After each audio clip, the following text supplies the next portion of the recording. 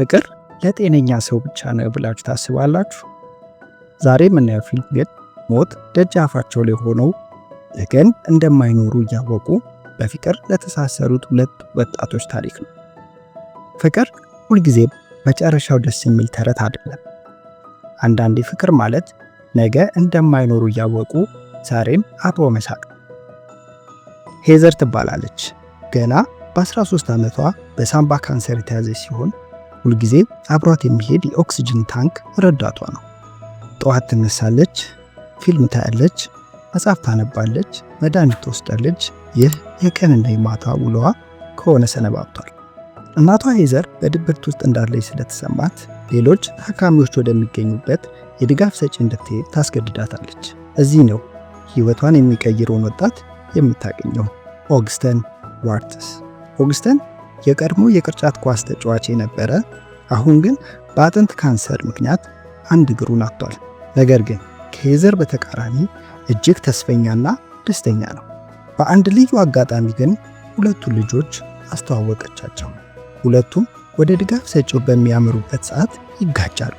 ይቅርታ ተባብለውም ወደ ውስጥ ይገባሉ። ወደ ውስጥ ገብተው ቁጭ ባሉበት አጋጣሚ ኦግስተን ሄዘር ላይ ያፈጥባት ጀመር። እሷም ታፈጣለች።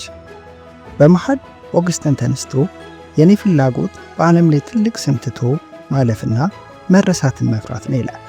ሄዘር እጇን በመውጣት ሁሉም ሰው ይህንን ዓለም ከተሰናበተ በኋላ ማንም እንደማያስታውሰውና እንደሚረሳው ትነግረዋለች። ያኔ ነው ኦግስተን በሄዘር ሐሳብ የተገረመው። ፕሮግራሙን ጨርሰው ሲወጡ ኦግስተን ስሟን ይጠይቃታል። ስሟንም ትነግረዋለች። ቆንጆ እንደሆነችና ሐሳቧን በጣም እንደወደደው ይነግራታል።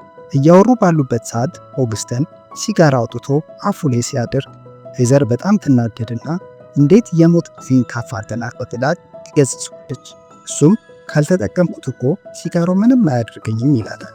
ይህን የማደርግበት ምክንያት ገዳዩን በጥርስሽ መሃል ታድርገዋለሽ፣ ግን እንዲገልሽ ኃይሉን አትሰጪውም ይላታል። በሐሳቡ በጣም ትደነቃለች። እናቷ ልትወስዳት ስትመጣ አዲስ ጓደኛ እንደተዋወቀችና ፊልም ለማየት ፕሮግራም እንደያዙ ነግራት እሷም ከኦግስተን ጋር እየተጨዋወቱ ወደ ቤቱ ይሄዳል። ቤተሰቦቹንም ካስተዋወቃት በኋላ ወደ ክላሱ በማስገባት ስላለፈው ሕይወቱ በደንብ ያጫውታት ጀመር። በጣም የሚወደውንም መጽሐፍ ሰጥቷት እንድታነበው ይነግራታል።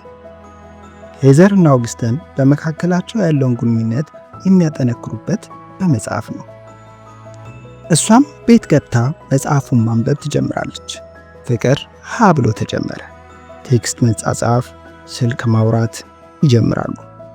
መጽሐፉ ስለ አንዲት ካንሰር ያለባት ልጃገረድ የሚተርክ ሲሆን ታሪኩ ሳይጠናቀቅ በመሃል ይቆማል። ሄዘር የገጸ ባህሩ መጨረሻ ምን እንደሆነ ለማወቅ ትጓጓለች።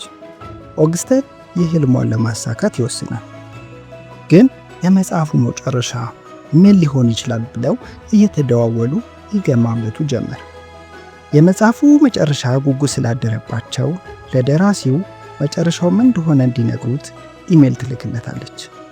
ጠዋት ላይ ደራሲው አምስተርዳም የሚመጡ ከሆነ ብቻ ታሪኩን እንደሚነግራቸው ያሳውቃታል።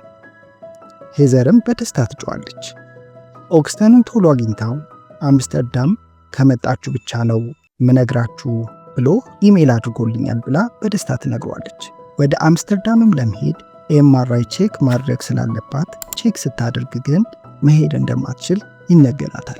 ኦግስተን ቤቷ ድረስ መጥቶ ወደ መዝናኛ ቤት እንዲሄዱ ይጠይቃታል። እሷም ፈቃደኛ ሆና አብረው ተያይዘው ይሄዳሉ። ደስ የሚል ጊዜም ያሳልፋሉ።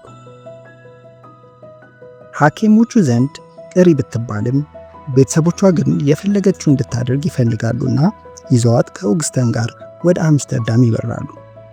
አምስተርዳምም ጥሩ የፍቅር ጊዜያትን አብረው ያሳልፋሉ።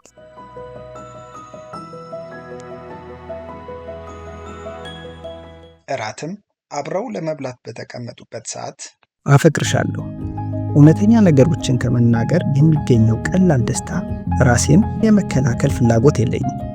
እወድሻለሁ።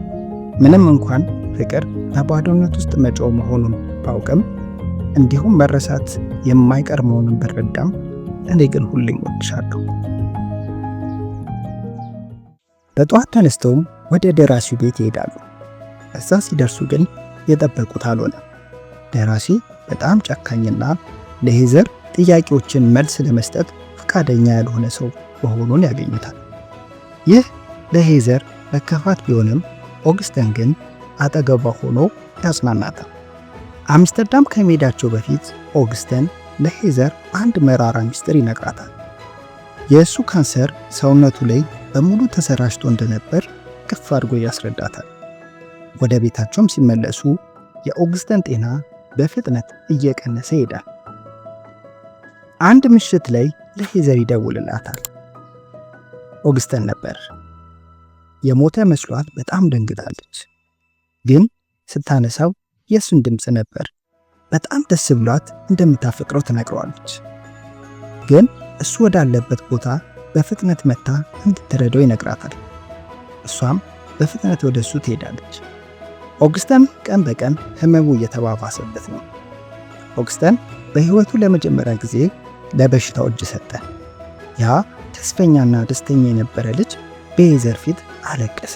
መኖር በጣም በጓጓበት ሰዓት አምቡላንስ ጠርታም ወደ ሆስፒታል ይዘውት ይሄዳሉ። ደህናም ሆኖ ከሆስፒታሉ ወጣ። ሄዘር ቤት እየጠበቀችው ነበር። ኦግስተን መራመድ አቅቶት በዊልቸር ላይ ነበር። አቅፋም ይዛው መጀመሪያ ይዟት የሄደበት መዝናኛ ቦታ ይዛው ሄደች። እሷንም በማግኘቱ በጣም ደስተኛ እንደነበርና ፈጣሪ ቢፈቅድና ሙሉ ህይወቷን ከእሷ ጋር መኖር እንደሚፈልግ ይነግራታል። እሷም የእሷ ምኞት እንደሆነ ትነግረዋለች። እንዳታዝን ሲነግራት ግን እሷ እንዴት አላዝንም? አንተ እኮ ለእኔ በጣም ውድ ሰው ነህ። መቼም ቢሆን ልረሳ አልችልም። ምክንያቱም በጣም ነው ማፈቅረህ፣ ሁሌም አስታውሳለሁ። በመጨረሻም እሱ ከአንቺ ጋር በመሆኔ በጣም ደስተኛ ነኝ አላት። እሷም ደስ አላት። ኦግስተን ከመሞቱ ቀደም ብሎ ሄዘርን ወደ ቤተ ክርስቲያን ጠርቶ የቀብር ንግግራቸው እኔ እያለሁ አሰሚኝ አላት። እሷም Hello, my name is Hazel Grace Lancaster. ኦግስተን ደግሞ የህይወቴ ታላቅ የፍቅር ኮከብ ነበር። የኛ የፍቅር ታሪክ አስደሳች ተረት ነው ማለት አልችልም። ምክንያቱም እውነታው ፍቅር ህመም ስላለው ነው። የኛ ታሪክ የራሳችን ነው። ዛሬ እኔ በጣም አዝኛለሁ። ምክንያቱም እኛ ልናገኘው የምንችለው ቀናት በጣም ትንሽ ስለሆነ። ለኦግስተን ተጨማሪ ቀናትን እመኝለት ነበር። ለእኔም ብዙ ተጨማሪ ቀናትን እሱን ሳገኝ ተመኘው።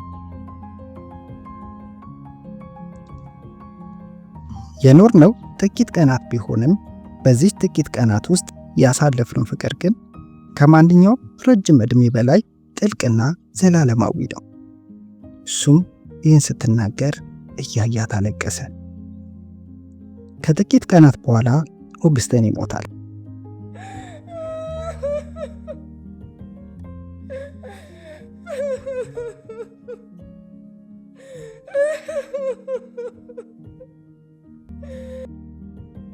በቀብሩ ላይ ደራሲው ፒተር ይመጣል።